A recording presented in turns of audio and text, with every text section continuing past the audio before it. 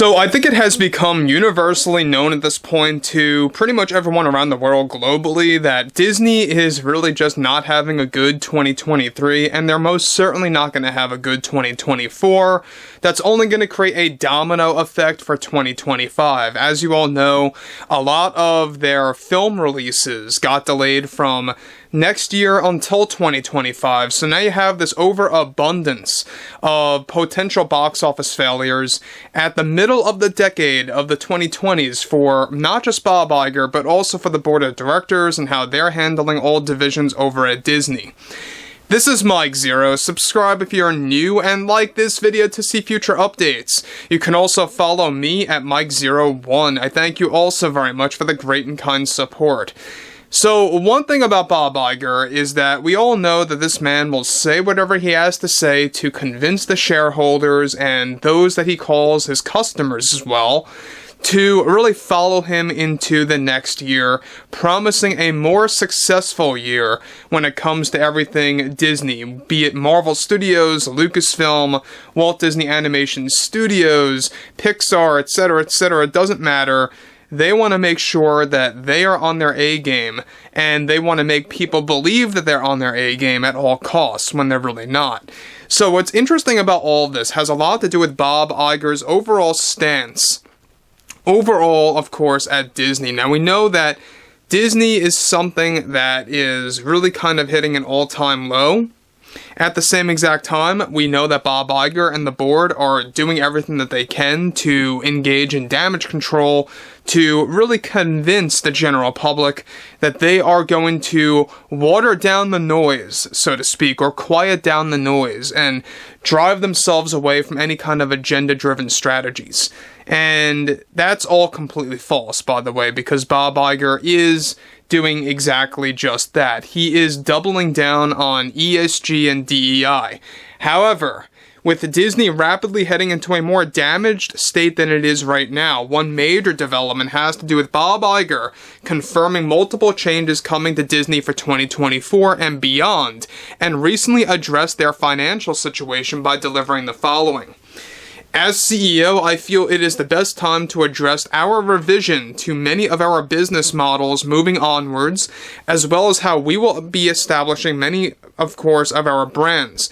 For one, our goal right now is to deliver promising content on our Disney Plus service that will be by establishing a rate hike for both our ad and non-ad plans for Disney Plus starting sometime in 2024.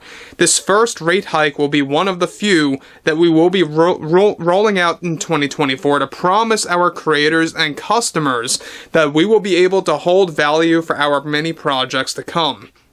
In addition to these changes, all our divisions here at Disney will be introducing cutbacks on funding to many of our productions, especially for Lucasfilm, Marvel Studios, and Walt Disney Animation Studios, as we look to small scale those areas within the Disney company to reduce spending while still obtaining a value production for all television programs and films moving onwards. As we look to right-size all our divisions as well, this will come with a series of cancellations on our part for certain films and series in the pipeline for all things Marvel and Star Wars, and we will be announcing more details on those changes in the coming months that we ask everyone to please remain patient on those alterations to our divisions at Disney. Cutbacks on employees, cast, and crew, along with creators of our projects in the pipeline, are also something that we are organizing and making sure to expedite this strategy to scale back on not just our projects, but our divisions entirely. One of our main goals right now is to scale back on unnecessary funds to be used in failed marketing strategies on our part that we have learned to utilize correctly over the years, that no longer need a specific margin of spending. Apart from what Bob Iger delivered here, however, one crucial update to this rapid change happening of course at Disney is that the Disney Purge, so to speak, is getting greenlit already by the board of directors as organized by Bob Iger.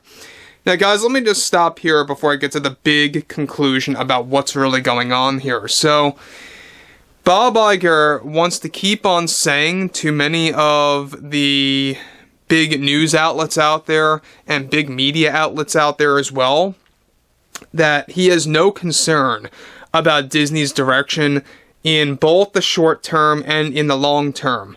That he expects a complete rebound, that he expects a complete, resolution, so to speak, in 2024 and 2025. And by really kind of doubling down on making this all the more clear to the general public that not only will they be scaling back on funds for marketing of many projects, but they will also be cutting down on the number of employees, cast, and crew to kind of embrace smaller scale formats for everything film and television over at Disney is bigger proof than we all need, alright? That Disney is really becoming smaller and smaller by the year.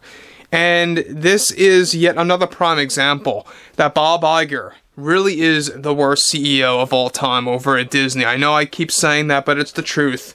He definitely dethroned Bob Chapek months ago after all of the box office failures throughout 2023 that is known as the flop era, right? We know that it's not just limited to Disney, but also for Warner Brothers. The flop era is something that is expected to continue into 2024 and 2025. And if they can't make a rebound before that, that's when you know Disney pretty much is irreversible when it comes to their damaged state. I don't see them making a rebound in 2026 at contract end for Bob Iger, nor do I see any kind of a rebound, by the way, next year at all, given the fact that there are going to be less releases or anything like that.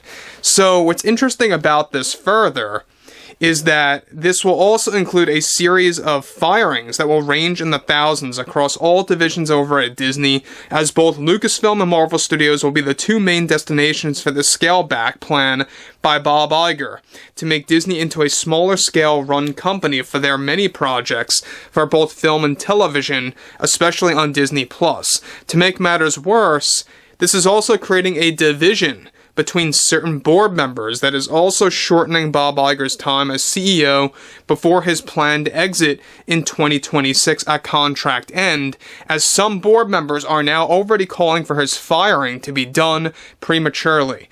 Now, interestingly enough, guys, this is not a big shocker.